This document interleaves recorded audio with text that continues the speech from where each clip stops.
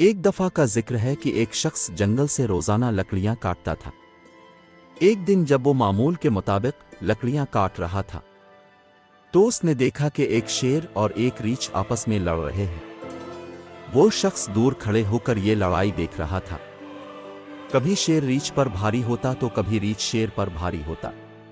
پھر اچانک ریچھ نے شیر کو دبوچ لیا اور وہ شیر کو مار ڈالنے والا تھا کہ اس شخص نے آگے بڑھ کر ریچھ کے سر پر زور سے کلہاڑی کا ایک وار کیا۔ ریچھ شدید زخمی ہو گیا اور زمین پر گر گیا، جس سے شیر نے ریچھ کو مار دیا۔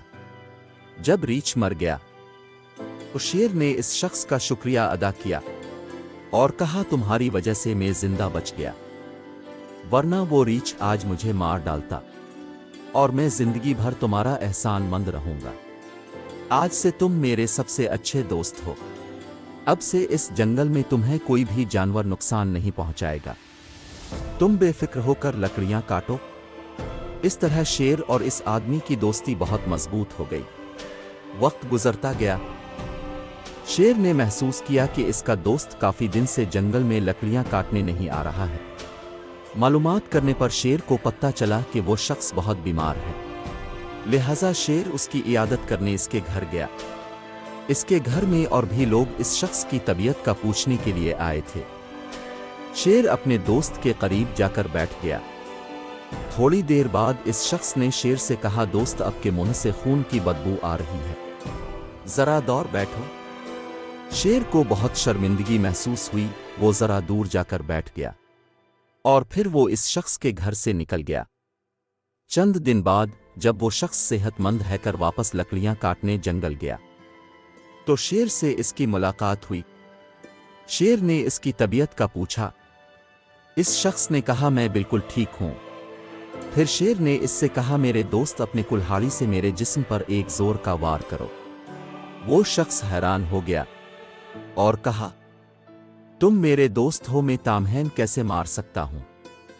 شیر نے کہا اگر تم نے مجھے نہیں مارا تو میں تامہین مار ڈالوں گا۔ وہ شخص بہت پریشان ہوا کہ اب کیا کرے۔ آخر کار مجبورنہ اس نے شیر کے سر پر زور سے کلہاڑی دے مارا۔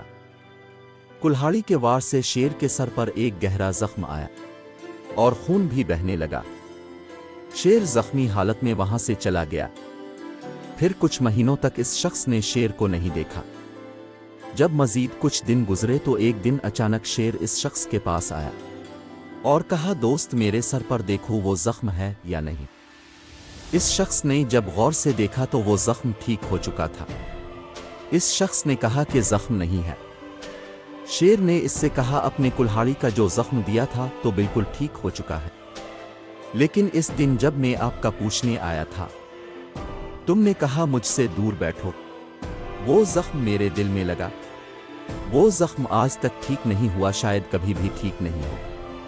پھر شیر نے کہا کہ دوستی کی وجہ سے میں تمہارا خیال کرتا ہوں، ورنہ میں آج تجھے زندہ نہیں چھوڑتا، لہذا آئندہ مجھے اس جنگل میں نظر نہیں آنا، ورنہ میں تجھے مار ڈالوں گا۔ اس شخص کو احساس ہوا کہ اس نے جانے انجانے میں بہت بڑی غلطی کی، لہذا وہ اپنا کلہاڑی اٹھا کر جنگل سے چلا گیا۔